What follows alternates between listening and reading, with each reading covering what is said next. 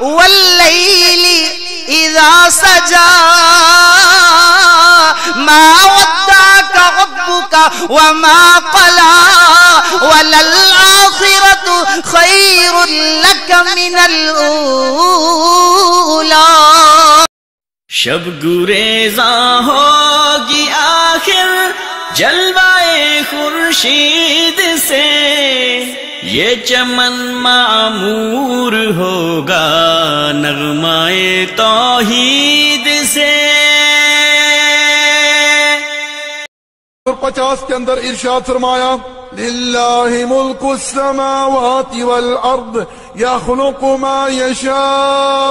ارشاد فرمایا کہ زمین اور آسمانوں کی بادشاہت اللہ ہی کے لیے ہے، جس طرح چاہے مالک پیدا کرے. یَهْبُ لِمَن يَشَاءُ إِنَاثًا، جس کو چاہے بیٹی عطا کرے. وَيَهْبُ لِمَن يَشَاءُ الذَّكُورَ، جس کو چاہے بیٹے عطا کرے. أَوْ يُزَوِّجُهُمْ ذُكْرَانًا وَإِنَاثًا، جس کو چاہے بیٹے اور بیٹیاں ملا کر عطا کرے. وَيَجْعَلُ مَن يَشَاءُ عَقِيمًا، جس کو چاہے مالک بھانج رکھے اولاد دے ہی نہ. انہ علیم قدیر، وہ ہر چیز کا جاننے والا اور ہر چیز پر قادر ہے سبحانہ و تعالی. اسی طرح میرے بھائیوں، مسلمانوں نے اللہ رب العزت کو چھوڑ کر کسی کو لقب دیا ہوا ہے کہ وہ گنج بخش ہے، خزانے بخشنے والا ہے. اے میرے بھائیوں، خزانے بخشنے والا پوری مخلوق کو کون ہے؟ کون ہے جو خزانوں کا مالک؟ اللہ رب العزت نے سورۃ المنافقون آیت نمبر 7 کے اندر یوں ارشاد فرمایا وَلِلَّهِ خَزَائِنُ السَّمَاوَاتِ وَالْأَرْضِ، زمین اور آسمانوں کے جتنے بھی خزانے ہیں وہ اللہ ہی کے لیے ہیں. اسی طرح اللہ رب العزت نے سورۃ الانعام آیت نمبر 50 کے اندر ارشاد فرمایا قُلْ لَا أَقُولَ لَكُمْ عِنْدِي خَزَائِنُ اللَّهِ، پیارے نبی آپ کہہ دیجئے اے لوگوں میں تم سے نہیں کہتا کہ میرے پاس اللہ کے خزانے ہیں. اے میرے بھائیوں، اگر محمد صلی اللہ علیہ وسلم کے پاس اللہ کے خزانے نہیں ہیں تو پھر اس دھرتی پر کون ایسا پیدا ہو گیا ہے مخلوق میں جسے گنج بخش کہا جائے؟ تو میرے بھائیوں کیا پتا چلا؟ مشکل کشا حاجت روا کون ہے؟ اللہ ہی ہے. غوث آدم دستگیر کون ہے؟ اللہ ہی ہے. غریب نواز کون ہے؟ اللہ ہی ہے. داتا گنج بخش کون ہے؟ اللہ رب العزت ہی کی ذات ہے. اے مسلمانوں، یہ صفات خالصاً فقط رب ذوالجلال ہی کے لیے ہیں. اللہ رب العزت نے کسی اور کے بارے میں کوئی سند نازل نہیں کی. سچ فرمایا اللہ رب العزت نے سورۃ النجم آیت نمبر 23 کے اندر إِنْ هِيَ إِلَّا أَسْمَاءٌ سَمَّيْتُمُوهَا أَنْتُمْ وَآبَاؤُكُمْ مَا أَنزَلَ اللَّهُ بِهَا مِنْ سُلْطَانٍ. ارشاد فرمایا یہ تو چند نام ہیں جو تم اور تمہارے بزرگوں نے رکھ لیے ہیں، اللہ نے تو کسی کے بارے میں کوئی سند نازل نہیں کی. يَتَّبِعُونَ إِلَّا الظَّنَّ، یہ لوگ تو بس گمان کی پیروی کر رہے ہیں، سنی سنائی باتوں کی پیروی کر رہے ہیں. اسی طرح میرے بھائیوں، جو لوگ اللہ رب العزت کو چھوڑ کر غیروں کو اپنا کارساز مانتے ہیں، ایسے لوگوں کے بارے میں اللہ رب العزت نے سورۃ الکہف آیت نمبر 102 کے اندر یوں ارشاد فرمایا أَفَحَسِبَ الَّذِينَ كَفَرُوا أَن يَتَّخِذُوا عِبَادِي مِن دُونِي أَوْلِيَاءَ. ارشاد فرمایا کہ یہ کافر کیا سمجھتی ہیں انہوں نے مجھے چھوڑ کر میرے بندوں کو اپنا کارساز بنا لیا ہے. تو اے مسلمانوں، فقط اللہ رب العزت ہی کو اپنا کارساز بناؤ اور یوں کہا کرو یا اللہ مدد، کیونکہ اللہ رب العزت نے قرآن کریم کے اندر ایسے لوگوں کو گمراہ قرار دیا ہے جو اللہ رب العزت کو چھوڑ کر غیروں کو مدد کے لیے پکارتے ہیں، جیسا کہ سورۃ الاحقاف آیت نمبر 5 اور 6 کے اندر ارشاد فرمایا وَمَنْ أَضَلُّ مِمَّنْ يَدْعُو مِن دُونِ اللَّهِ مَنْ لَا يَسْتَجِيبُ لَهُ إِلَى يَوْمِ الْقِيَامَةِ وَهُمْ عَنْ دُعَائِهِمْ غَافِلُونَ. ارشاد فرمایا کہ اس سے بڑا گمراہ کون ہو سکتا ہے جو اللہ کو چھوڑ کر ایسوں کو پکارے جو اس کی پکار کا جواب قیامت تک نہیں دے سکتے، وہ تو ان کی دعاؤں سے ہے ہی غافل. وَإِذَا حُشِرَ النَّاسُ كَانُوا لَهُمْ أَعْدَاءً وَكَانُوا بِعِبَادَتِهِمْ كَافِرِينَ۔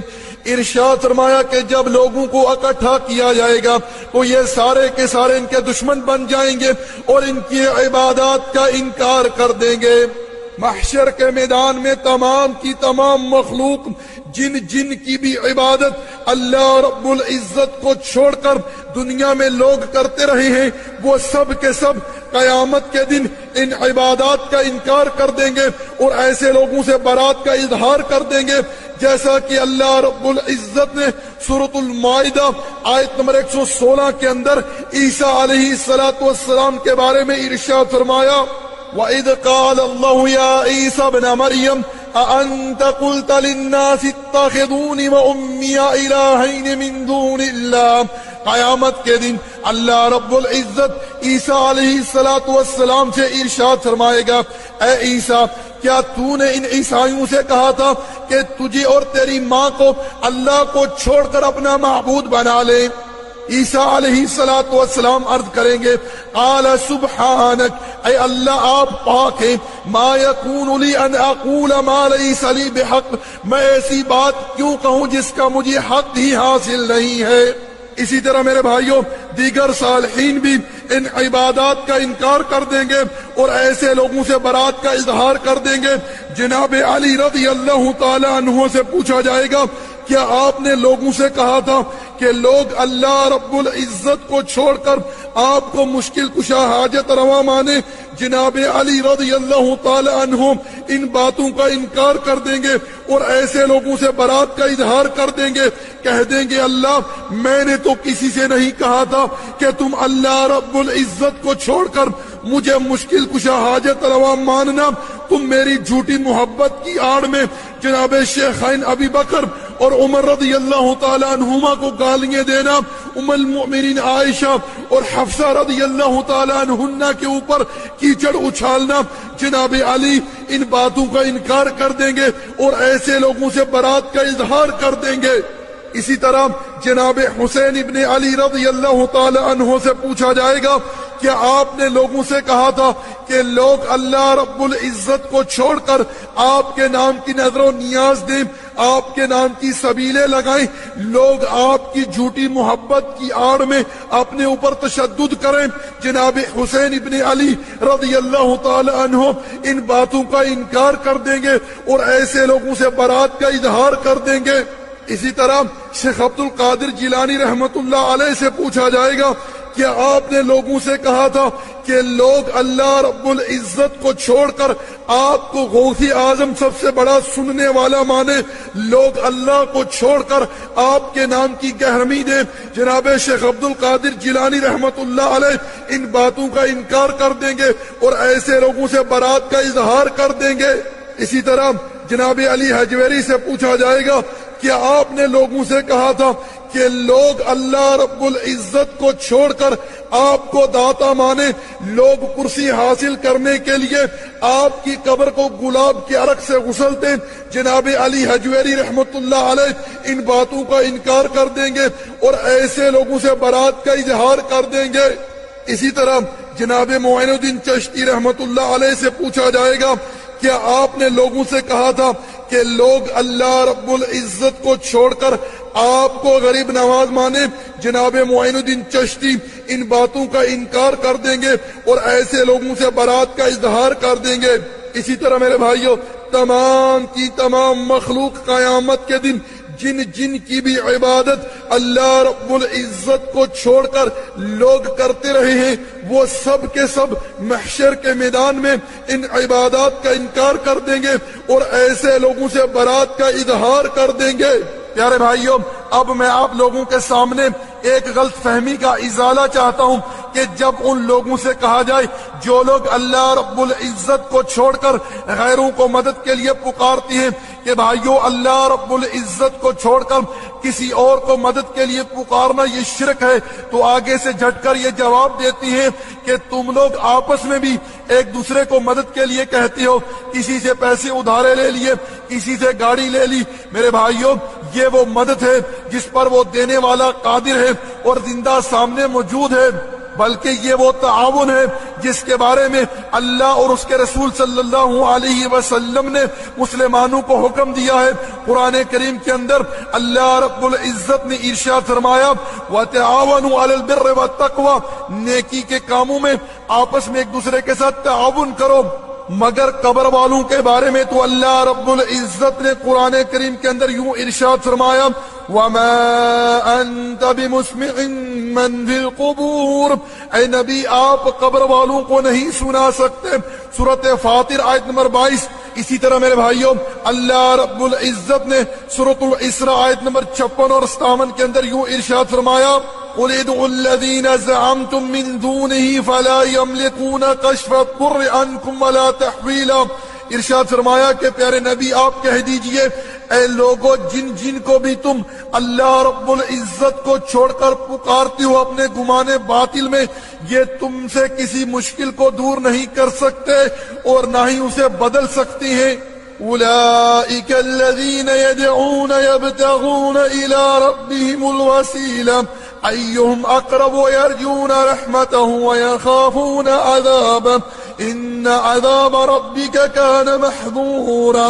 ارشاد فرمایا جن کو یہ لوگ پکارتی ہیں اللہ رب العزت کو چھوڑ کر، یہ بیچارے خود اللہ رب العزت کا قرب حاصل کرنے کے لیے وسیلہ تلاش کرتے ہیں اور اس کی رحمت کے محتاج ہیں اور اس کے عذاب سے ڈرتی ہیں۔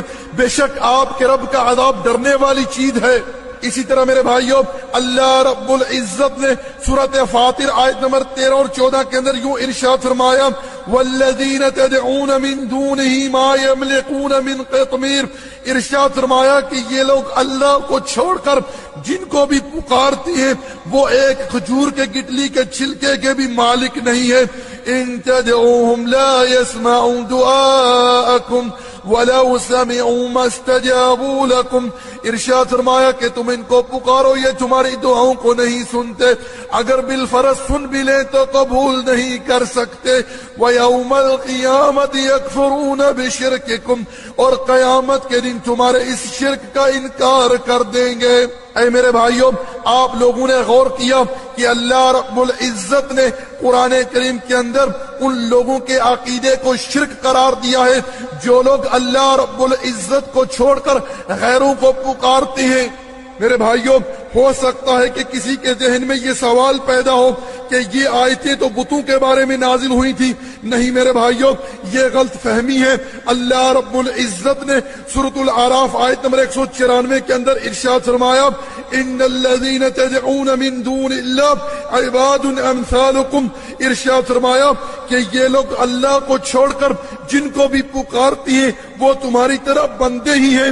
اقوام سابقہ فرشتوں کو، جنات کو، انبیاء کو، صالحین کو پکارتے تھے، جیسا کہ میرے بھائیوں آپ لوگ پیچھے تفصیل کے ساتھ ہماری گفتگو سن چکے ہو۔ پیارے بھائیوں اب میں آپ لوگوں کے سامنے وہ جائز وسیلے بیان کرنا چاہتا ہوں جن کے اختیار کرنے سے اللہ رب العزت اپنے بندوں کی دعائیں التجائیں قبول فرماتا ہے، کیونکہ آج کل کچھ پیٹ کے پجاری مولوی وسیلے کی آڑ میں لوگوں کے عقیدے کے ساتھ کھیلتی ہیں، لوگوں کے سامنے غلط مثالیں بیان کرتے ہیں کہ چھت پر چڑھنا ہے تو سیڑھی لگاؤ، اگر آفیسر کو ملنا ہے تو پہلے چپڑاسی کو ملو۔ انہی چکروں میں ڈال کر لوگوں کو قبر پرستی کے شرک میں مبتلا کرتے ہیں اور اللہ رب العزت کی رحمت سے دور کرتے ہیں۔ حالانکہ اللہ رب العزت نے سورۃ غافر آیت نمبر 60 کے اندر یوں ارشاد فرمایا وَقَالَ رَبُّكُمُ ادْعُونِي أَسْتَجِبْ لَكُمْ إِنَّ الَّذِينَ يَسْتَكْبِرُونَ عَنْ عِبَادَتِي سَيَدْخُلُونَ جَهَنَّمَ دَاخِرِينَ۔ ارشاد فرمایا کہ تمہارا رب کہتا ہے مجھے پکارو، مجھ سے دعائیں کرو، میں تمہاری دعاؤں کو قبول کروں گا، اور جو لوگ میری عبادت سے، مجھ سے دعائیں کرنے سے تکبر کرتی ہیں میں ایسے لوگوں کو رسوا کر کے جہنم میں داخل کروں گا۔ میرے بھائیوں اللہ رب العزت اپنے بندوں کو اس بات کا حکم دیتا ہے کہ مجھے پکارو، مجھ ہی سے دعائیں کرو، میں تمہاری دعاؤں کو قبول کروں گا۔ لیکن یہ پیٹ کے پجاری مولوی لوگوں کو یہ باور کرواتے ہیں کہ اللہ رب العزت ہماری ڈائریکٹ دعا نہیں سنتا بلکہ وسیلے اختیار کرنے چاہیے۔ پیارے بھائیوں میں آپ لوگوں کے سامنے وہ جائز وسیلے بیان کروں گا جن کے اختیار کرنے کے لیے اللہ اور اس کے رسول صلی اللہ علیہ وسلم نے ہمیں تعلیم دی ہے۔ میرے بھائیو، وہ پہلی چیز کیا ہے جس کے اختیار کرنے سے اللہ رب العزت اپنے بندوں کی دعائیں التجائیں قبول فرماتا ہے؟ کہ ہمیں چاہیے کہ ہم اللہ رب العزت کو اللہ کے اچھے اچھے ناموں کے ذریعے پکاریں، ان ناموں کے ذریعے اللہ سے دعائیں کریں، التجائیں کریں، جیسا کہ اللہ رب العزت نے قرآن کریم کے اندر ہمیں اس بات کا حکم دیا ہے۔ سورۃ الاعراف آیت نمبر 180 کے اندر ارشاد فرمایا، وَلِلَّهِ الْأَسْمَاءُ الْحُسْنَى فَادْعُوهُ بِهَا، کہ اللہ کے اچھے اچھے نام ہیں، تم ان ناموں کے ذریعے اللہ سے دعائیں کرو، التجائیں کرو۔ میرے بھائیو، ہمیں اس طرح کہنا چاہیے جیسا کہ اللہ کے رسول صلی اللہ علیہ وسلم اپنے رب کو پکارتے تھے، اللہم یا حی یا قیوم، اے اللہ ہمیشہ زندہ رہنے والے، ہر چیز کے تھامنے والے، میری دعا کو قبول فرما۔ اسی طرح میرے بھائیو، اللہ رب العزت کو یوں پکاریں، اللہم انت الاول فلیس قبلک شیء وانت الآخر فلیس بعدک شیء وانت الظاہر فلیس فوقک شیء وانت الباطن فلیس دونک شیء۔ اسی طرح میرے بھائیو، اپنے رب کو یوں پکاریں، یا رحمان یا رحیم، اے رحم کرنے والے میرے اوپر رحم کر، یا رازق اے رزق عطا کرنے والے مجھے رزق دے، یا غفور اے معاف کرنے والے مجھے بخش دے۔ اسی طرح میرے بھائیو، یوں اللہ عز و جل کو پکاریں، اللہم انک انت الوہاب، اے اللہ آپ ہی عطا کرنے والے ہیں، مجھے رزق عطا کر، مجھے عزت عطا کر، مجھے اپنی رحمت عطا کر دنیا اور آخرت میں، مجھے اولاد عطا کر۔ آپ یوں کہیں میرے بھائیو، اللہم انک انت الودود، اے اللہ آپ محبت کرنے والے ہیں، مجھ سے محبت کر۔ اسی طرح میرے بھائیو، یوں رب ذوالجلال سے دعا کریں، اللہم انک انت السمیع الدعاء، اے اللہ آپ ہی دعاؤں کو سننے والے ہیں، میری دعا کو قبول فرما۔ یہ ایک چیز ہو گئی میرے بھائیو۔ اب دوسری چیز کیا ہے کہ ہمیں چاہیے کہ ہم وہ نیک عمل جو خالصاً فقط اللہ رب العزت ہی کے لیے کرتے ہیں، ان نیک عملوں کا وسیلہ بنا کر اللہ سے دعائیں کریں، التجائیں کریں۔ جیسا کہ صحیح بخاری کے اندر ایک واقعہ ہے، کتاب احادیث الانبیاء، حدیث کا نمبر ہے 680۔ اللہ کے رسول صلی اللہ علیہ وسلم نے ارشاد فرمایا کہ پہلی امتوں کے اندر 3 نوجوان تھے، وہ ایک غار کے اندر چلے گئے، غار کے سامنے بہت باری چٹان گر گئی، غار سے نکلنے کا راستہ بند ہو گیا۔ ان تینوں نے آپس میں مشورہ کیا کہ کیوں نہ ہم لوگ اللہ رب العزت کی بارگاہ میں ان نیک عملوں کا وسیلہ پیش کریں جو نیک اعمال ہم نے خالصاً فقط اللہ ہی کے لیے کیے ہیں۔ اللہ کے رسول صلی اللہ علیہ وسلم ارشاد فرماتے ہیں، جب انہوں نے اپنے نیک عملوں کا وسیلہ بنا کر اللہ رب العزت سے دعا کی تو اللہ رب العزت نے انہیں اس مشکل سے نجات دے دی۔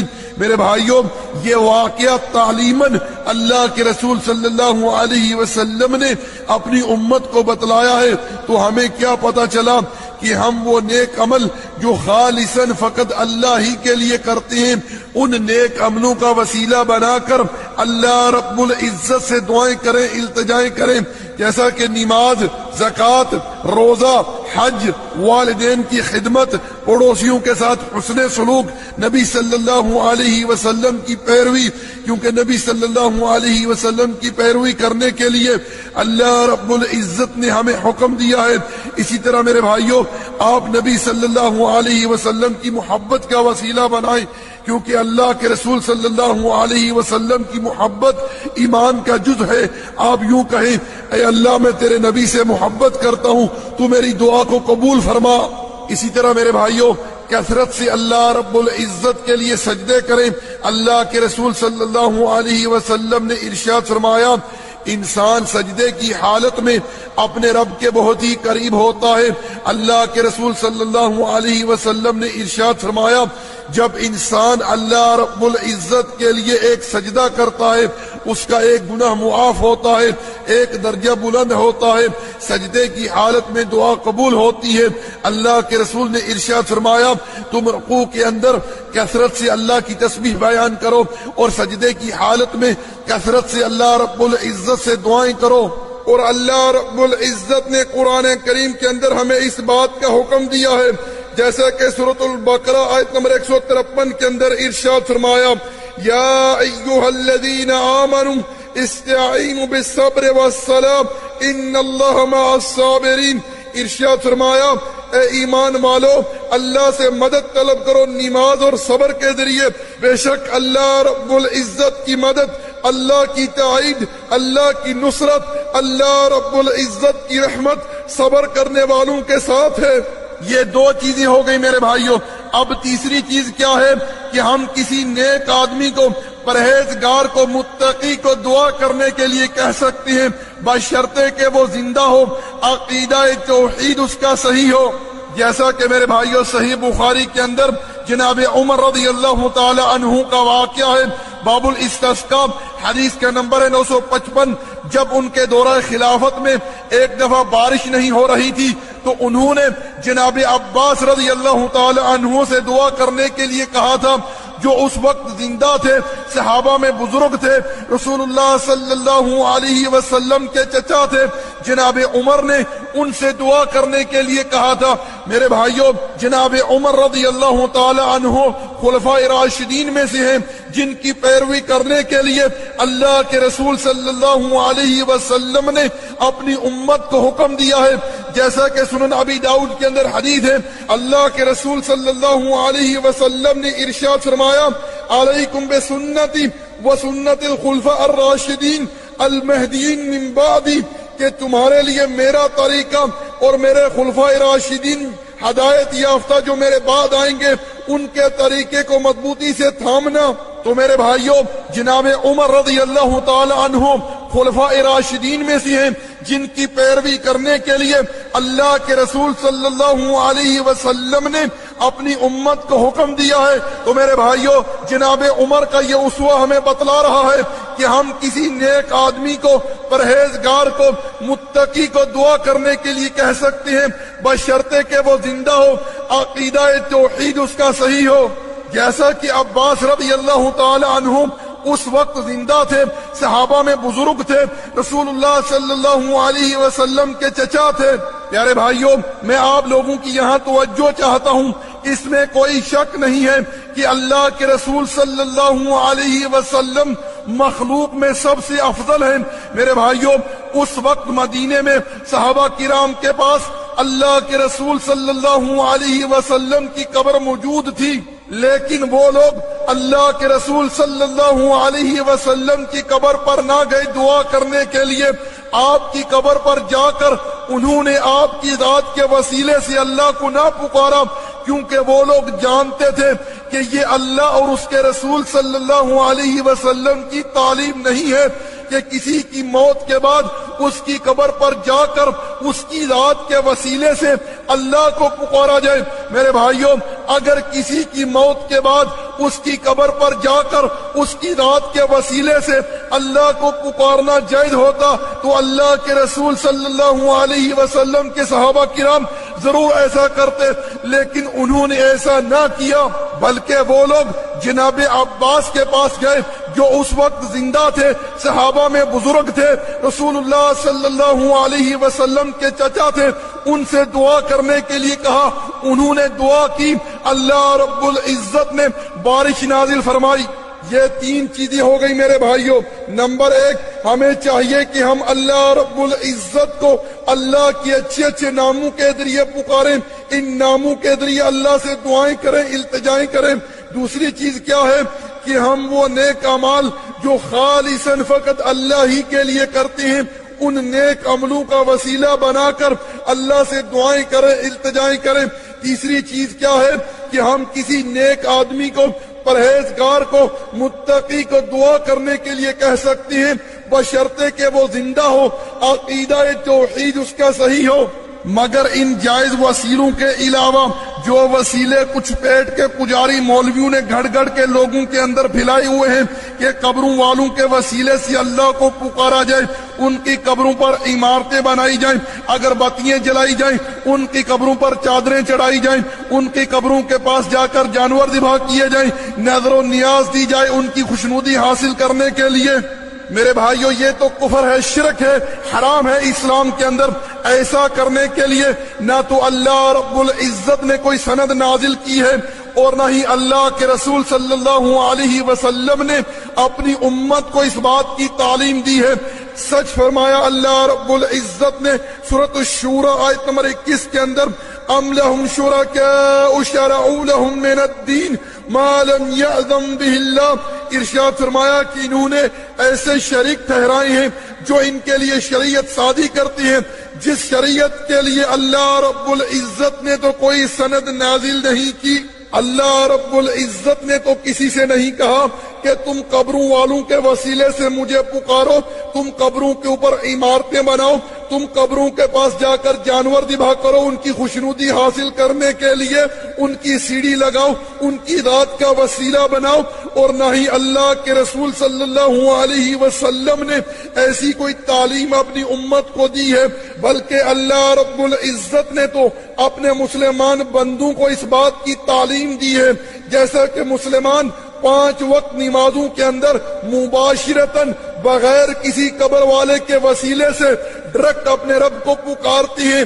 مسلمان نماز کی حالت میں یہ کہتی ہیں ایاک نعبد و ایاک نستعین، اے اللہ ہم تیری ہی بندگی کرتی ہیں اور تجھ سے ہی مدد مانگتی ہیں۔ اسی طرح میرے بھائیوں ترمذی کے اندر حدیث ہے، اللہ کے رسول صلی اللہ علیہ وسلم نے اپنے چچا زاد بھائی ابن عباس رضی اللہ تعالی عنہما کو اس بات کی تعلیم دی کہ اے لڑکے جب بھی پکار تو اللہ ہی کو پکار، اور جب بھی پناہ طلب کر تو اللہ ہی سے طلب کر۔ اور میں اپنے تمام مسلمان بھائیوں اور اسلامی بہنوں سے یہ کہنا چاہوں گا کہ اگر آپ لوگوں کو کوئی کہے کہ صالحین کا وسیلہ اختیار کرنا جائز ہے، مردوں کے وسیلے سے اللہ کو پکارنا یہ جائز ہے، تو میرے بھائیوں آپ لوگ اس سے دلیل طلب کریں۔ میں یہاں ایک غلط فہمی کا ازالہ چاہتا ہوں کہ کچھ لوگ سورۃ یونس آیت نمبر 62 جس میں اللہ رب العزت نے ارشاد فرمایا الا ان اولیاء اللہ لا خوف علیہم ولا هم يحزنون، اللہ رب العزت کے اس فرمان کو دلیل بنا کر خوب لوگوں کو قبر پرستی کے شرک میں مبتلا کرتی ہیں، لوگوں کو یہ باور کراتی ہیں۔ دیکھو اللہ رب العزت نے تو قرآن کریم میں اولیاء اللہ کے بارے میں تو یہ ارشاد فرمایا ہے کہ انہیں کوئی خوف کوئی غم نہ ہوگا، تو پھر کس طرح اولیاء اللہ کی قبروں پر جا کر جانور ذبح کرنا، نظر و نیاز دینا، ان کی خوشنودی حاصل کرنے کے لیے ان کی قبروں پر عمارتیں بنانا، ان کے وسیلے سے اللہ رب العزت کو پکارنا، کیسے یہ باتیں شرک ہو سکتی ہیں؟ میں ایسے لوگوں سے کہنا چاہوں گا اس آیت کریمہ میں تو اللہ رب العزت نے اولیاء اللہ کو خوشخبری دی ہے کہ ان کے لیے نہ دنیا میں کوئی خوف ہے اور نہ ہی آخرت میں ان کے لیے کوئی غم ہوگا۔ میرے بھائیوں اللہ رب العزت اپنے تمام اولیاء پر اپنی رحمت نازل فرمائے اور جو وفات پا چکے ہیں ان کی قبروں کو روشن کر دے، لیکن اللہ رب العزت نے اس آیت کریمہ میں یہ تو نہیں ارشاد فرمایا کہ تم اولیاء اللہ کے وسیلے سے مجھے پکارو، ان کی قبروں پر جا کر جانور ذبح کرو، ان کی خوشنودی حاصل کرنے کے لیے نظر و نیاز دو۔ یہ عقیدے تم نے کہاں سے لے لیے؟ ہاتھ برہانکم ان کنتم صادقین، اگر تم لوگ اپنے دعووں میں سچی ہو تو دلیل پیش کرو۔ اور میں یہاں اپنے بھولے بالے مسلمان بھائیوں کو ایک اور نقطہ بھی سمجھانا چاہتا ہوں۔ میرے بھائیوں کلمہ ولی عربی کا لفظ ہے جس کا معنی ہے دوست۔ میرے بھائیوں ہر چیز کی ایک نہ ایک ضد ہوتی ہے، جیسا کہ دھوپ کی ضد ہے سایہ، ٹھنڈے کی گرم، اندھیرے کی روشنی، اور دوست کی ضد ہے دشمن۔ میرے بھائیوں اگر یہ تسلیم کر لیا جائے کہ فقط وہی لوگ ہی اللہ رب العزت کے دوست ہیں جن کی قبروں پر عمارتیں بنی ہوئی ہیں یا جن کو لوگ اپنا پیر مانتے ہیں، تو میرے بھائیوں میں یہ کہنا چاہوں گا اگر دیگر مسلمان بھی اللہ رب العزت کے دوست نہیں ہیں تو کیا وہ لوگ اللہ رب العزت کے دشمن ہیں؟ نعوذ باللہ من ذالک۔ اسی طرح میرے بھائیوں اللہ رب العزت نے سورۃ یونس آیت نمبر 63 میں آگے ارشاد فرمایا اولیاء اللہ کے بارے میں الذین آمنوا وکانوا یتقون، اولیاء اللہ کی صفت یہ ہے کہ وہ لوگ اللہ رب العزت کی توحید پر ایمان لاتے ہیں اور اللہ رب العزت کا تقوی اختیار کرتے ہیں۔ تو میرے بھائیوں یاد رکھو ہر کلمہ پڑھنے والا مسلمان اللہ رب العزت کی حدود کی حفاظت کرنے والا اللہ رب العزت کا ولی ہے۔ ہاں درجات میں فرق ہے، جو جتنی کوشش کرے گا اس کا درجہ اللہ رب العزت کے نزدیک اتنا ہی بلند ہوگا۔ پیارے بھائیوں اب جو چیز میں آپ لوگوں کے سامنے ذکر کرنا چاہتا ہوں وہ ہے اللہ کہاں ہے۔ میرے بھائیوں اللہ رب العزت کی صفات میں صفت ہے کہ اللہ رب العزت اپنی ذات سے اپنے عرش پر مستوی ہے۔ اللہ رب العزت نے قرآن کریم کے اندر 7 مقامات پر ہمیں اس بات کی خبر دی ہے کہ رحمان اپنے عرش پر مستوی ہے، جیسا کہ سورۃ طٰہٰ میں ارشاد فرمایا الرحمن علی العرش استویٰ، کہ رحمان اپنے عرش پر مستوی ہے۔ اسی طرح میرے بھائیوں صحیح مسلم کے اندر حدیث ہے اللہ کے رسول صلی اللہ علیہ وسلم کے پاس ایک باندی آئی، اللہ کے رسول نے اس سے 2 سوال کیے۔ پہلا سوال این اللہ، اللہ کہاں ہے؟ اس نے عرض کی اللہ فی السماء، اللہ آسمانوں کے اوپر ہے۔ نبی صلی اللہ علیہ وسلم نے ارشاد فرمایا کہ میں کون ہوں؟ اس نے عرض کی آپ اللہ کے رسول ہیں۔ نبی صلی اللہ علیہ وسلم نے ارشاد فرمایا کہ اسے آزاد کر دو، یہ تو مومنہ ہے۔ میرے بھائیوں کیا پتہ چلا؟ جو بندہ اس بات پر ایمان رکھے کہ اللہ رب العزت اپنی ذات سے اپنے عرش پر مستوی ہے وہی مومن ہے۔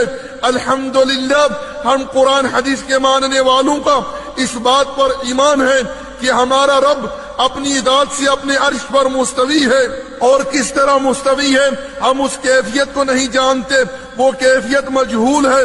بس ہم اس بات پر ایمان لاتے ہیں کہ ہمارا رب اپنی ذات سے اپنے عرش پر مستوی ہے، جیسے اس کے کمال اور جلال کے لائق ہے وہ اسی طرح اپنے عرش پر مستوی ہے۔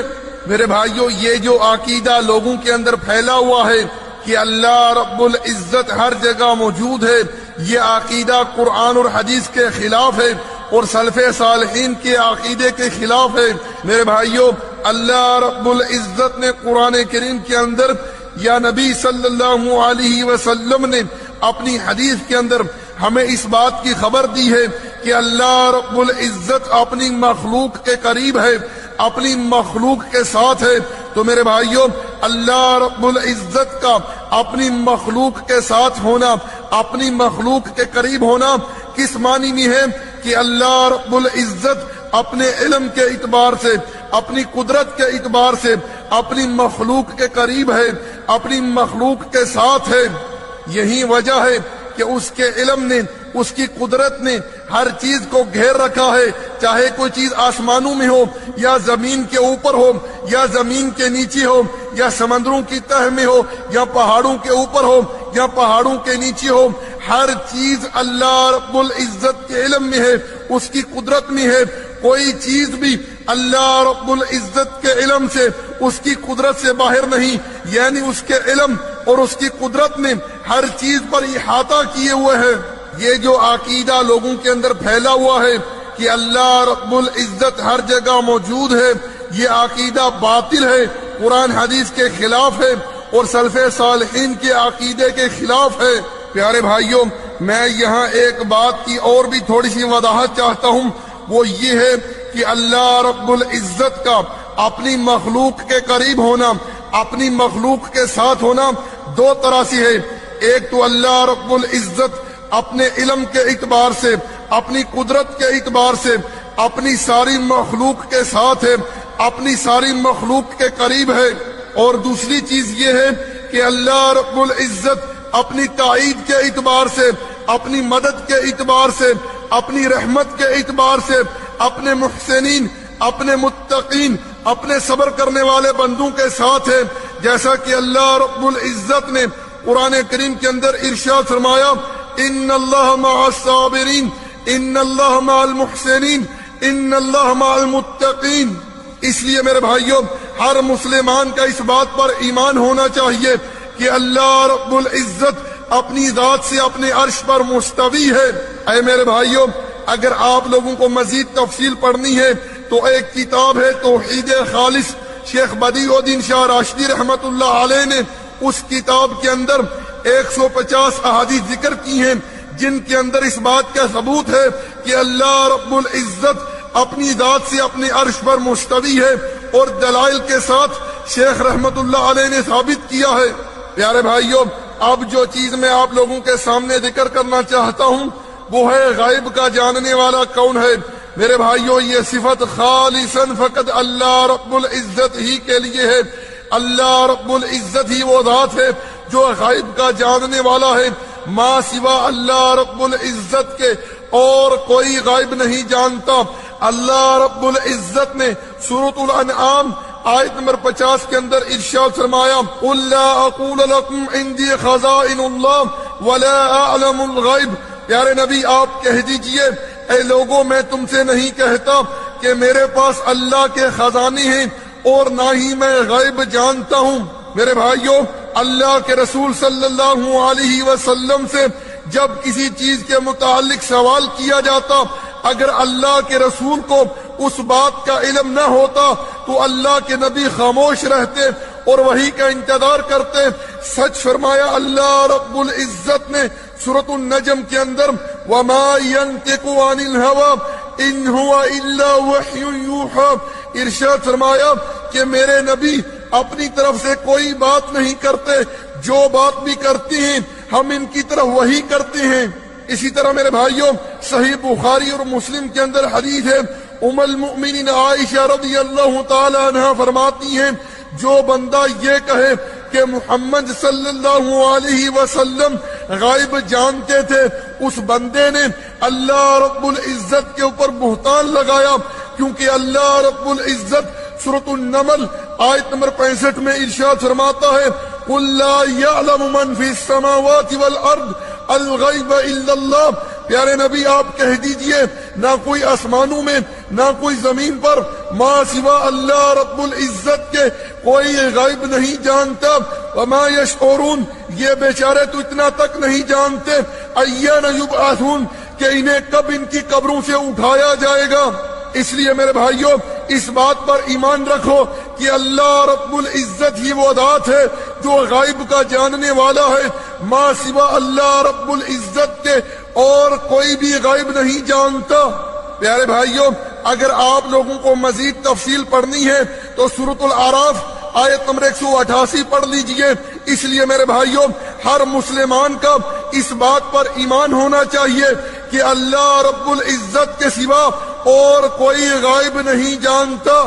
پیارے بھائیوں اب جو چیز میں آپ لوگوں کے سامنے ذکر کرنا چاہتا ہوں وہ ہے ہر جگہ دیکھنے اور سننے والا کون ہے۔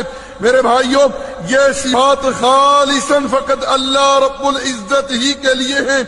اللہ ہی وہ ذات ہے جو اپنے عرش پر مستوی ہو کر پوری مخلوق کو دیکھ رہا ہے، پوری مخلوق کی پکاریں سن رہا ہے۔ اللہ رب العزت نے سورۃ الانبیاء میں یونس علیہ السلام کا واقعہ بیان کیا ہے کہ وہ مچھلی کے پیٹ میں چلے گئے، مچھلی کے پیٹ کا اندھیرا، سمندر کی تہ کا اندھیرا، وہاں انہوں نے کس کو پکارا اور کس نے ان کی پکار کو وہاں سنا اور ان کی وہاں مشکل کشائی کی، حاجت روائی کی، کس نے ان کی وہاں دستگیری کی؟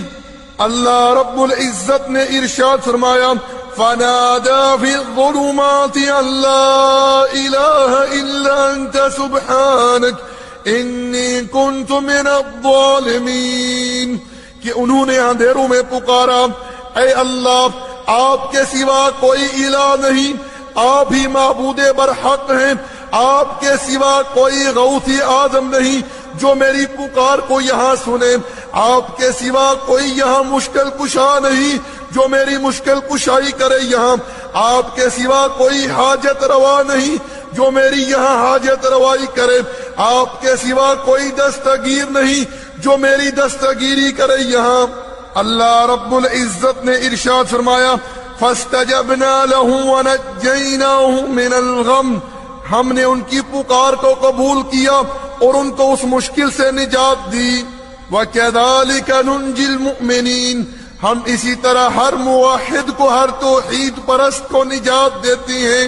اسی طرح میرے بھائیوں صحیح مسلم کے اندر حدیث ہے، کتاب الجہاد میں حذیفہ ابن یمان رضی اللہ تعالی عنہ بیان کرتے ہیں کہ جنگ احزاب کے دن اللہ کے رسول صلی اللہ علیہ وسلم نے اپنے صحابہ کرام کو مخاطب ہو کے ارشاد فرمایا کہ کون ہے جو مجھے دشمنوں کے احوال کی خبر لا کر دیتا ہے؟ حذیفہ ابن یمان کہتے ہیں کہ اللہ کے رسول نے مجھے حکم دیا، اے حذیفہ اٹھو، جاؤ اور جا کر مجھے دشمنوں کے احوال کی خبر لا کر دو۔ حذیفہ کہتے ہیں سردی کی رات تھی، میں گیا، میں نے جا کر دشمنوں کے احوال کی خبر لا کر اللہ کے رسول صلی اللہ علیہ وسلم کو دی۔ میرے بھائیوں اس حدیث کے اندر ان لوگوں کے عقیدے کی اصلاح ہے جو لوگ یہ بد عقیدگی رکھتے ہیں کہ اللہ کے رسول صلی اللہ علیہ وسلم ہر جگہ حاضر اور ناظر ہیں، اور مخلوق کے لیے بھی حاضر اور ناظر کا عقیدہ ثابت کرتے ہیں۔ اے میرے بھائیوں اگر اللہ کے رسول صلی اللہ علیہ وسلم ہر جگہ حاضر اور ناظر ہوتے تو اللہ کے رسول نے کیوں اپنے صحابی کو بھیجا کہ اے حذیفہ جاؤ، جا کر مجھے دشمنوں کے احوال کی خبر لا کر دو؟ اے میرے بھائیوں اگر آپ لوگوں کو مزید تفصیل پڑھنی ہے تو سورہ آل عمران آیت نمبر 44 پڑھ لیجئے، اسی طرح سورۃ یوسف آیت نمبر 102 پڑھ لیجئے، اسی طرح سورۃ القصص آیت نمبر 44، 45 اور 46 پڑھ لیجئے۔ اے میرے بھائیوں اس بات پر ایمان رکھو کہ اللہ رب العزت ہی وہ ذات ہے جو اپنے عرش پر مستوی ہو کر پوری مخلوق کو دیکھ رہا ہے، پوری مخلوق کی پکاریں سن رہا ہے۔ پیارے بھائیوں اب میں آپ لوگوں کے سامنے یہ بیان کرنا چاہتا ہوں کہ ہمیشہ زندہ رہنے والا کون ہے۔ میرے بھائیوں یہ صفت خالصاً فقط اللہ رب العزت ہی کے لیے خاص ہے۔ اللہ ہی وہ ذات ہے جو حی لا یموت ہے، جو ہمیشہ زندہ رہنے والا ہے، جسے کبھی موت نہیں، جیسا کہ اللہ رب العزت نے سورۃ الرحمن کے اندر ارشاد فرمایا کل من علیہا فان وَيَبْقَى وَجْهُ رَبِّكَ ذُو الْجَلَالِ وَالْإِكْرَامِ۔ ارشاد فرمایا کہ پیارے نبی صلی اللہ علیہ وسلم ہر چیز کو ختم ہونا ہے، ہر چیز کو فنا ہونا ہے، باقی رہنے والی آپ کے رب کی بابرکت ذات ہے، وہی باقی رہے گا۔ اسی طرح اللہ رب العزت نے سورۃ الزمر آیت نمبر 30 کے اندر ارشاد فرمایا انک میت وانہم میتون، اے نبی آپ کو بھی موت آنی ہے اور ان سب کو موت آنی ہے۔ اسی طرح کا بیان میرے بھائیوں سورہ آل عمران آیت نمبر 144 کے اندر بھی ہے۔ اور میں یہاں ایک غلط فہمی کا ازالہ چاہتا ہوں کہ کچھ لوگ شہداء کی زندگی کی آڑ میں اور لوگوں کے لیے بھی زندگیاں ثابت کرتی ہیں اور لوگوں کے عقیدے کے ساتھ کھیلتی ہیں۔ میرے بھائیوں اس میں کوئی شک نہیں ہے کہ اللہ رب العزت نے قرآن کریم کے اندر شہداء کی زندگی کے تعلق سے بیان کیا ہے۔ ایک آیت سورۃ البقرہ میں ہے اور ایک آیت سورہ آل عمران کے اندر ہے۔ سورہ آل عمران آیت نمبر 169 کے اندر ارشاد فرمایا وَلَا تَحْسَبَنَّ الَّذِينَ قُتِلُوا فِي سَبِيلِ اللَّهِ أَمْوَاتًا بَلْ أَحْيَاءٌ عِندَ رَبِّهِمْ يُرْزَقُونَ۔ میرے بھائیوں اس آیت کریمہ کی تفسیر میں صحیح مسلم کے اندر عبداللہ ابن مسعود رضی اللہ تعالی عنہ سے حدیث مروی ہے، وہ بیان کرتی ہیں کہ ہم نے اللہ کے رسول صلی اللہ علیہ وسلم سے اس آیت کے متعلق دریافت کیا کہ اللہ کے رسول شہداء کی زندگی سے کیا مراد ہے، تو اللہ کے رسول نے ارشاد فرمایا کہ جنت کے اندر اللہ کی عرش کے نیچے کچھ قندیلیں لٹک رہی ہیں جہاں شہداء کی روحیں بسیرا کرتی ہیں اور جنت میں جہاں چاہتی ہیں رزق پاتی ہیں۔ اسی طرح میرے بھائیوں اللہ رب العزت نے سورۃ یاسین کے اندر ایک موحد کا قصہ بیان کیا ہے کہ جب اس کی قوم والوں نے اسے شہید کر دیا تو اس کی روح کو کیا حکم ہوا قیل ادخل الجنہ کہ جنت کے اندر داخل ہو جا۔ تو میرے بھائیوں کیا پتا چلا کہ شہداء کو جو زندگی حاصل ہے وہ جنت کے اندر ہے، جنت کے اندر ان کی روحوں کو رزق مل رہا ہے، نہ کہ وہ دنیا میں گھوم پھر رہی ہیں، تصرفات کر رہی ہیں جیسا کہ بہت سارے لوگوں کی بدعقیدگی ہے۔ تو میرے بھائیوں اس بات پر ایمان رکھیں کہ اللہ رب العزت ہی وہ ذات ہے جو حی لا یموت ہے، جو ہمیشہ زندہ رہنے والا ہے، جسے کبھی موت نہیں، سبحانہ و تعالی۔ پیارے بھائیوں، اب میں آپ لوگوں کے سامنے کچھ شبہات کا ازالہ چاہتا ہوں۔ نمبر ایک حدیث ہے جو کہ صحیح بخاری کے اندر ہے۔ ایک موقع پر اللہ کے رسول صلی اللہ علیہ وسلم نے ارشاد فرمایا تھا، واللہ ما اخاف علیکم ان تشرکوا بعدی ولکن اخاف علیکم ان تنافسوا فیہا۔ اللہ کی قسم میں تمہارے متعلق اس بات سے نہیں ڈرتا کہ تم میرے بعد شرک کرو گے، لیکن مجھے ڈر ہے کہ تم ایک دوسرے کے مقابلے پر دنیا میں رغبت کرو گے۔ میرے بھائیوں، اس حدیث کی آڑ میں لوگوں کو یہ باور کرایا جاتا ہے کہ دیکھو نبی صلی اللہ علیہ وسلم نے تو یہ ارشاد فرمایا ہے کہ مجھے تمہارے متعلق شرک کا اندیشہ نہیں ہے، پھر یہ امت کیسے شرک کر سکتی ہے؟ اور خوب لوگوں کو اس حدیث کی آڑ میں قبر پرستی کے شرک میں مبتلا کیا جاتا ہے۔ پیارے بھائیوں، سب سے پہلے میں آپ لوگوں کے سامنے اس حدیث کی وہ شرح بیان کرتا ہوں جو اس حدیث کی شرح حافظ ابن حجر عسقلانی رحمت اللہ علیہ نے فتح الباری کے اندر بیان کی ہے۔ حافظ ابن حجر عسقلانی رحمت اللہ علیہ فرماتے ہیں، قولہ ما اخاف علیکم ان تشرکوا ای علی مجموعکم لان ذلک قد وقع من البعض۔ وہ کہتی ہیں کہ اللہ کے رسول صلی اللہ علیہ وسلم کا یہ فرمانا کہ مجھے تمہارے متعلق شرک کا ڈر نہیں ہے، یعنی آپ صلی اللہ علیہ وسلم کا مطلب یہ ہے کہ آپ کی امت مجموعی طور پر شرک نہیں کرے گی، کیونکہ امت مسلمہ میں سے بعض افراد کی جانب سے شرک کا وقوع ہوا ہے۔ اللہ رب العزت ہمیں اپنی پناہ میں رکھے۔ اسی طرح میرے بھائیوں، علامہ بدر الدین عینی حنفی رحمت اللہ علیہ نے عمدۃ القاری شرح صحیح البخاری جلد نمبر 8 صفحہ نمبر 157 کے اندر بھی یہی اس حدیث کی شرح بیان کی ہے۔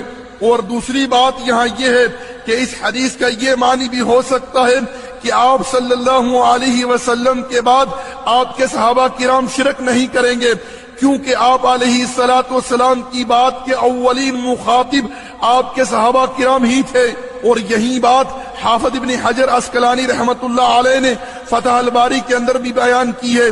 وہ کہتی ہیں وَأَنَّ أَصْحَابَهُ لَا يُشْرِكُونَ بَعْدَهُ فَكَانَ كَذَلِكَ۔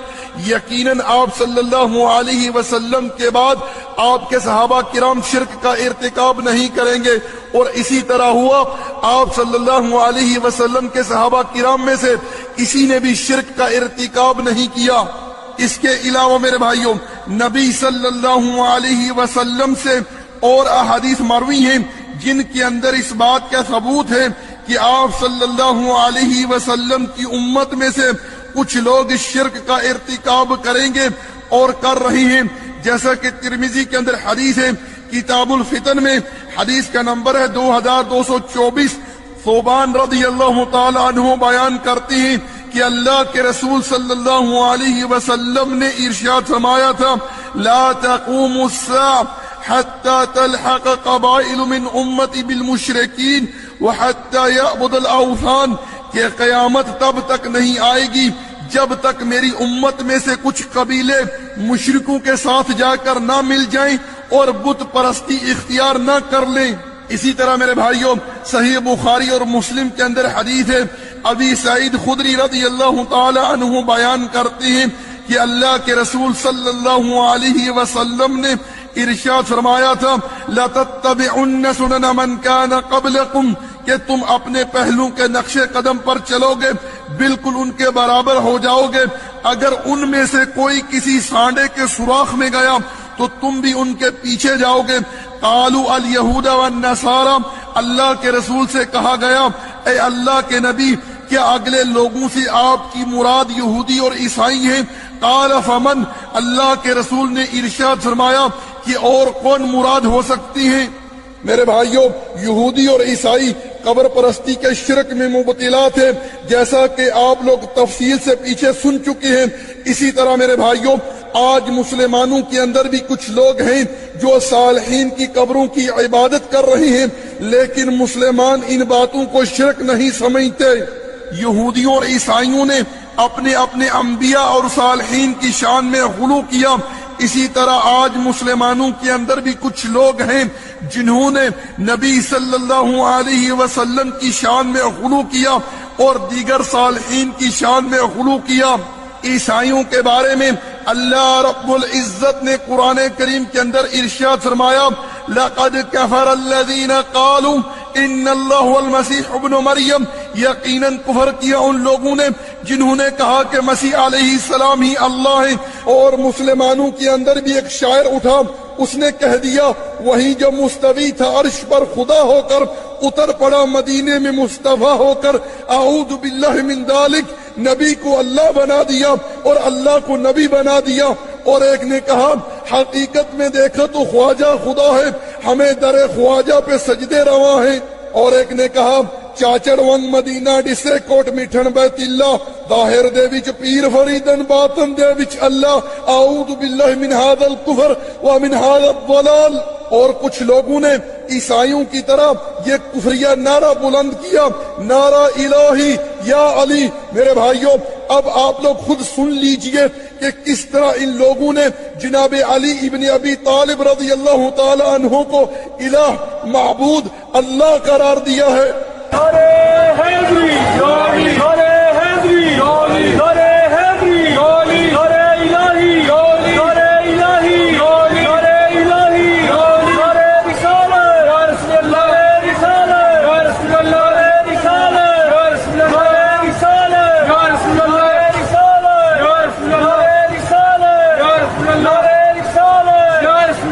ہم کہتے ہیں اگر یہ کفر نہیں، یہ شرک نہیں، تو پھر ہم نہیں جانتے کہ کفر کیا ہے، شرک کیا ہے، کیا مشرکین کے سینگ ہوتے ہیں؟ میرے بھائیوں، یہودی اور عیسائی اپنے اپنے علماء اور مشائخ کی اندھی تقلید میں مبتلا تھے، اسی طرح آج مسلمانوں کے اندر بھی کچھ لوگ ہیں جو اپنے اماموں اور پیروں کی اندھی تقلید میں مبتلا ہو کر اللہ اور اس کے رسول صلی اللہ علیہ وسلم کے فرموزات کو رد کر دیتے ہیں، لا حول ولا قوت الا باللہ۔ اسی طرح میرے بھائیوں، دوسرا شبہ کیا ہے کہ کچھ لوگ اس بد عقیدگی کا شکار ہیں کہ جب آدم علیہ السلام سے غلطی سرزد ہو گئی تھی تو انہوں نے محمد صلی اللہ علیہ وسلم کے وسیلے سے اللہ رب العزت کو پکارا تھا اور ان کی توبہ قبول ہوئی تھی۔ میرے بھائیوں، یہ حدیث موضوع ہے، من گھڑت ہے، اللہ کے رسول صلی اللہ علیہ وسلم کی طرف منسوب کی جاتی ہے، حالانکہ یہ بات اللہ کے رسول صلی اللہ علیہ وسلم نے نہیں فرمائی، بلکہ اللہ کے رسول پر جھوٹ باندھا گیا ہے۔ میرے بھائیوں، اس حدیث کی سند میں ایک راوی ہے عبد الرحمن بن زید بن اسلم، جس کے بارے میں شیخ الاسلام ابن تیمیہ اور امام ذہبی نے لکھا ہے کہ یہ موضوع روایت کرنے والا راوی ہے۔ میرے بھائیوں، آدم علیہ السلام نے جو کلمات کہے تھے جب ان کی توبہ قبول ہوئی تھی، وہ سورۃ الاعراف آیت نمبر 23 کے اندر وارد ہیں، ربنا ظلمنا انفسنا وان لم تغفر لنا وترحمنا لنكونن من الخاسرین۔ امام ابن کثیر فرماتی ہیں یہ وہ کلمات ہیں، یہ وہ دعا ہے جو آدم علیہ السلام نے کی تھی اور ان کی توبہ قبول ہوئی تھی۔ اسی طرح میرے بھائیوں، لوگوں کے اندر ایک اور بات بھی پھیلی ہوئی ہے کہ اللہ رب العزت نے سب سے پہلے محمد صلی اللہ علیہ وسلم کو اپنے نور سے پیدا کیا۔ میرے بھائیوں، یہ ایک جھوٹ ہے جس کی کوئی اصل نہیں، بلکہ یہ کلمہ کفر ہے۔ اللہ رب العزت وہ ذات ہے جو لم یلد ہے ولم یولد ہے، نہ وہ کسی سے نکلا اور نہ کوئی اس سے نکلا۔ یہ بات بھی میرے بھائیوں نبی صلی اللہ علیہ وسلم کی طرف منسوب کی جاتی ہے، حالانکہ یہ اللہ کے رسول کا فرمان نہیں ہے، بلکہ اللہ کے رسول کے اوپر جھوٹ باندھا گیا ہے۔ اسی طرح میرے بھائیوں، لوگوں کے اندر ایک اور بات بھی پھیلی ہوئی ہے کہ اللہ رب العزت نے اس کائنات کو محمد صلی اللہ علیہ وسلم کی خاطر پیدا کیا. اگر آپ صلی اللہ علیہ وسلم پیدا نہ ہوتے تو اس کائنات کا وجود ہی نہ ہوتا. یہ بات بھی میرے بھائیوں نبی صلی اللہ علیہ وسلم کی طرف منسوب کی جاتی ہے، حالانکہ یہ اللہ کے رسول کا فرمان نہیں ہے بلکہ اللہ کے رسول کے اوپر جھوٹ باندھا گیا ہے. اور میرے بھائیوں یہ بات قرآن کریم کی آیت کے خلاف ہے. اللہ رب العزت نے سورۃ الذاریات آیت نمبر 56 کے اندر یوں ارشاد فرمایا وَمَا خَلَقْتُ الْجِنَّ وَالْإِنسَ إِلَّا لِيَعْبُدُونَ، اور نہیں پیدا کیا میں نے جن اور انسانوں کو مگر اس لیے کہ وہ میری ہی عبادت کریں.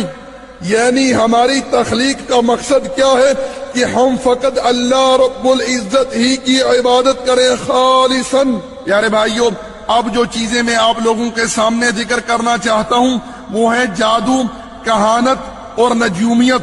اللہ رب العزت نے سورۃ البقرہ آیت نمبر 102 کے اندر جادو کو کفر قرار دیا ہے اور ارشاد فرمایا کہ ایسے لوگوں کا آخرت میں کوئی حصہ نہیں ہے جو جادو کرتی ہیں یا جادو کرواتے ہیں. اسی طرح میرے بھائیوں طبرانی کے اندر حدیث ہے اللہ کے رسول صلی اللہ علیہ وسلم نے ارشاد فرمایا جو جادو کرے یا جادو کروائے اس کا ہمارے ساتھ کوئی تعلق نہیں ہے. اسی طرح میرے بھائیوں جادو ان 7 گناہوں میں سے ایک ہے جو انسان کی ہلاکت کا سبب بن جاتی ہیں، جو کہ صحیح بخاری کی حدیث کے اندر وارد ہیں. اسی طرح میرے بھائیوں جادوگر کی سزا جو حدیث میں مروی ہے کہ تلوار کے ساتھ اس کا سر قلم کر دیا جائے. اسی طرح میرے بھائیوں اللہ رب العزت نے سورۃ النساء آیت نمبر 51 کے اندر یہودیوں کے بارے میں ارشاد فرمایا ہے یؤمنون بالجبت والطاغوت، یہ لوگ جبت اور طاغوت پر ایمان رکھتے ہیں. عمر رضی اللہ تعالی عنہ کا قول ہے جبت سے مراد جادو ہے، اور جناب جابر ابن عبداللہ رضی اللہ تعالی عنہ کا قول ہے کہ طاغوت سے یہاں مراد کاہن ہے جس پر شیطان اترا کرتا تھا اور ہر قبیلے کا الگ الگ کاہن ہوتا تھا. اور ہر مسلمان اس بات کو اچھی طرح جان لے کہ جادوگر کی سزا جو حدیث میں مروی ہے کہ تلوار کے ساتھ اس کا سر قلم کر دیا جائے. لیکن ہمیں افسوس کے ساتھ یہ بات کہنا پڑ رہی ہے کہ جادوگر جو کہ قرآن اور حدیث کی روشنی میں کافر ہے اس کی شیطانی حرکتوں کو اور شعبدہ بازیوں کو دیکھ کر کچھ لوگ اسے اللہ کا ولی تصور کرتے ہیں. میرے بھائیوں جادو کی کمائی حرام اور خبیث ہے. جاہل، ظالم اور کمزور ایمان والے لوگ جادو کے عمل کے لیے جادوگروں کا رخ کرتے ہیں اور جادو کے ذریعے لوگوں پر ظلم اور زیادتیاں کرتے ہیں. اور کچھ لوگ جادو کے علاج کے لیے جادوگروں کے پاس جاتے ہیں. نبی صلی اللہ علیہ وسلم سے اس بارے میں سوال کیا گیا تو آپ نے ارشاد فرمایا ہی من عمل الشیطان، یہ شیطانی عمل ہے. البتہ قرآن کریم کی آیات سے اور نبی صلی اللہ علیہ وسلم کی احادیث کے اندر جو دعائیں مروی ہیں ان سے علاج کیا جا سکتا ہے. اور میں یہاں ایک نقطے پر روشنی ڈالنا چاہتا ہوں کہ کچھ لوگ جب جادو کا علاج کروانے کے لیے کسی علاج کرنے والے کے پاس جاتے ہیں تو ان کو یہ پہچان نہیں ہوتی کہ یہ علاج کرنے والا قرآن و سنت کی روشنی میں علاج کرنے والا ہے یا جادوگر ہے. میرے بھائیوں ان باتوں کو آپ لوگ اچھی طرح اپنے ذہنوں میں بٹھا لیجئے. اگر علاج کرنے والا آپ سے یہ کہتا ہے کہ مریض کے والد کا نام کیا ہے، اس کی والدہ کا نام کیا ہے، آپ کے گھر کی چوکھٹ کس طرف ہے، کوئی بال مجھے لا کر دو، کوئی رومال مجھے لا کر دو، یا چادر کا ٹکڑا لا کر دو، یا بخور کا دھواں دو، یا مرغا ذبح کر کے مرغے کو فلاں جگہ میں پھینک دو، یا بکرا ذبح کر کے بکرے کے سر کو جنگل میں پھینک دو، یا وہ میرے بھائیوں آپ لوگ دیکھیں کہ اپنے ہونٹوں کے اندر پھسر پھسر کرتا ہے تو سمجھ لیجئے کہ وہ طلسم پڑتا ہے اور شیاطین اور جنات سے علاج کر رہا ہے، جادو کے ذریعے یہ سب کچھ کر رہا ہے. تو میرے بھائیوں اس سے ہوشیار ہو جاؤ، وہ جادوگر ہے، شیطان ہے، کافر ہے، اس سے بچ کر رہو. اور میں ایسے تمام لوگوں سے گزارش کرتا ہوں جو لوگ بھی اس جادو جیسے کفر میں مبتلا ہیں، چاہے وہ جادو کرنے والے ہیں یا جادو کروانے والے ہیں، ایسے لوگ اللہ رب العزت کے حضور سچی اور خالص توبہ کریں اس جادو جیسے کفر سے. اور جہاں تک میرے بھائیوں کاہن اور نجومی کا تعلق ہے، تو یہ دونوں اللہ رب العزت کے ساتھ کفر کے مرتکب ہیں، کیونکہ یہ دونوں غیب کے علم کے دعوے دار ہیں، جبکہ غیب کا علم اللہ رب العزت کے سوا کوئی نہیں جانتا، جیسا کہ سورۃ النمل آیت نمبر 65 کے اندر اللہ رب العزت نے ارشاد فرمایا ہے۔ لیکن یہ کفر اکبر کے مرتکب لوگ سادہ اور بھولے بالے لوگوں کی سادگی سے فائدہ اٹھاتے ہوئے ان کا مال بٹورنے کے لیے انہیں بیوقوف بناتی ہیں، اپنے پیٹ کی آگ بجھانے کے لیے بہت سے وسائل استعمال کرتی ہیں، مثلا ریت پر لکیریں کھینچنا یا لوگوں کے ہاتھ دیکھنا یا پیالی یا شیشوں میں مختلف کلمات لکھنا، اور کبھی ایک بار ان کی بات سچ نکل بھی آئے تو 99 بار جھوٹ سامنے آتا ہے۔ لیکن میرے بھائیوں، جن لوگوں کی عقل پر شرک کا پردہ پڑ جاتا ہے ان لوگوں کو ان ٹھگوں کا وہ ایک بار کا سچ ہی یاد رہتا ہے، 99 بار کے جھوٹ پر کوئی توجہ نہیں دیتے۔ چنانچہ اپنے مستقبل کے احوال معلوم کرنے کے لیے، شادی یا تجارت کے تعلق سے خیر اور شر کا پتہ لگانے کے لیے یا اپنی گمشدہ چیز کی تلاش وغیرہ کے لیے ان کا رخ کرتی ہیں۔ اب سوال یہ پیدا ہوتا ہے، ان کاہنوں کے پاس جانے والے شخص کا کیا حکم ہے؟ تو میرے بھائیوں، اس کا جواب یہ ہے کہ اگر کاہنوں کے پاس جانے والا شخص ان کی باتوں کو سچ مانتا ہے تو وہ کافر ہے اور ملت اسلامیہ سے خارج ہے۔ اس بات کی دلیل نبی صلی اللہ علیہ وسلم کی حدیث ہے جو کہ مسند احمد کے اندر مروی ہے۔ اللہ کے رسول صلی اللہ علیہ وسلم نے ارشاد فرمایا، من اتا کاہنا او عرافا فصدقہ بما یقول فقد کفر بما انزل علی محمد صلی اللہ علیہ وسلم۔ جو کسی کاہن یا نجومی کے پاس گیا، جا کر ان سے کسی چیز کے متعلق سوال کیا، پھر ان کی بات کی تصدیق کی، تو یقیناً اس نے اس چیز کے ساتھ کفر کیا جو چیز محمد صلی اللہ علیہ وسلم پر اتاری گئی ہے، یعنی قرآن و سنت کے ساتھ۔ اس کے علاوہ میرے بھائیوں، اگر کاہنوں کے پاس جانے والا شخص ان کی تصدیق نہیں کرتا اور نہ ہی ان کے بارے میں علم غیب جاننے کا عقیدہ رکھتا ہے بلکہ فقط تجربے کے طور پر جاتا ہے، تو ایسا انسان کافر تو نہ ہوگا لیکن اتنا بڑا گناہگار ہوگا کہ اس کی 40 روز کی نماز قبول نہ ہوگی۔ اور اس بات کی دلیل صحیح مسلم کی حدیث ہے جس میں اللہ کے رسول صلی اللہ علیہ وسلم نے ارشاد فرمایا کہ جو کسی کاہن یا نجومی کے پاس گیا، جا کر اس سے کسی چیز کے متعلق سوال کیا تو اس کی 40 روز کی نماز قبول نہ ہوگی۔ پیارے بھائیوں، کہانت اور نجومیت کے تعلق سے آپ لوگ ایک بات اور بھی جان لیجئے کہ آج کل پاکستان کیو ٹی وی کے اوپر ایک صاحب استخارہ کی آڑ میں کہانت اور نجومیت کرتے ہیں اور لوگوں کو غیب کی خبریں دینے کے دعوے کرتے ہیں۔